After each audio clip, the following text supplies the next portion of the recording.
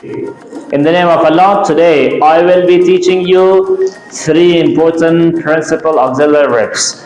The first one is to be verbs, guys. Look, to be verbs. What are to be verbs? The definition: they show state of being. State of being. They show a state of being. So, look, we can use to be verbs as main verbs, and you can use to be verbs as helping or auxiliary verbs. For example, I want to make it clear by 2 examples. If I say that I am a student, so here am is as a main verb because we don't have any other verb. What kind of verb is called? It's called linking verb. Linking verb. But if I say that I am learning English, I'm learning English, am is a helping or auxiliary verb because it helps the main verb here. But both of them are called to be verbs because to be verbs are am, is, are, was, were, be, and been. So to be verbs are to be verbs can be am, is, are, was, were, be, been. So there are the to be verbs. Look, the first one is am, is, are, was, were, be, and been. So these are to be verbs, but we use them in different tenses. Let's start them. Firstly, we have present to be verbs. Present to be verbs. The present to be verbs are, we use am, is, and are. These 3 to be verbs are called present to be verbs. We use them in present time. For example, we say that I am a student. She is a teacher. And you should be familiar that you know that am is used with subject I.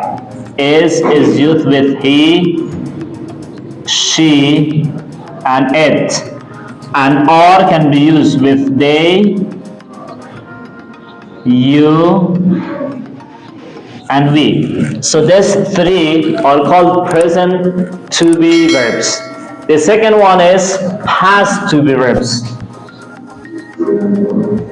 Past to be verbs. Past to be verbs are was and were. Let's know with what subjects do we use.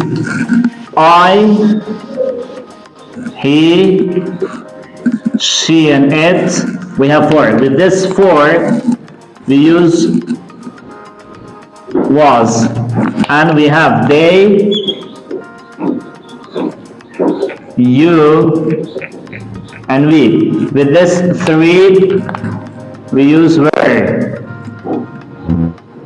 We use were. As well as if we talk about future, for future we use be. It means that be is used for future. But before be you have to use will. For example, I will be a teacher, she will be a doctor, you will be nurses, you will be engineers, you will be doctors, you will be future makers of Afghanistan, you will be the best teachers in future. Look, so when we use be, it is used for future, and before that we have to use will be. And with different subjects we can use, look, I will be, you will be, she will be, he will be, there will be, and it will be.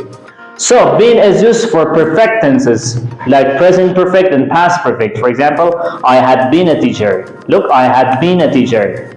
I have been a student for a long time.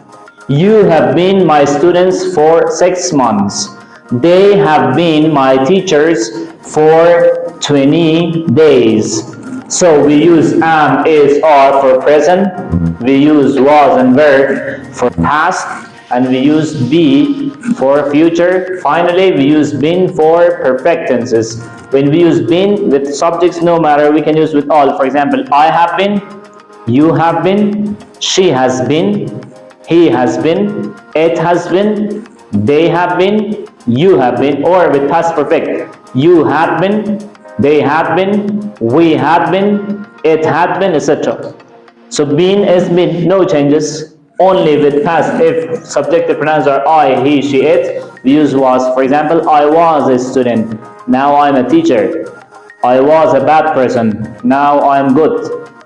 I was not successful, but I am successful now. You were students, but now you're teachers.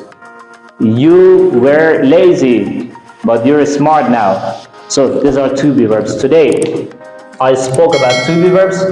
Firstly, I told you the definition. They show a state of being, so they can be as main verb and as helping verb. These are the two examples of showing the main verb and showing the auxiliary verbs. So to be verbs can be am, is, are, was, were, be and been. Am, is, are can be used for present tense. Was and were should be used for past. Be is used for future. Eventually, been should be used for perfect and past perfect tenses. So if we have I, we have to use am, he, she, it is, they, you, we are. And if we have I, he, she, it was, they, you, we were. And if we use be before that, we have to use will be. Been before that, you have to use had or has. That's all about today's lesson. Thank you very much.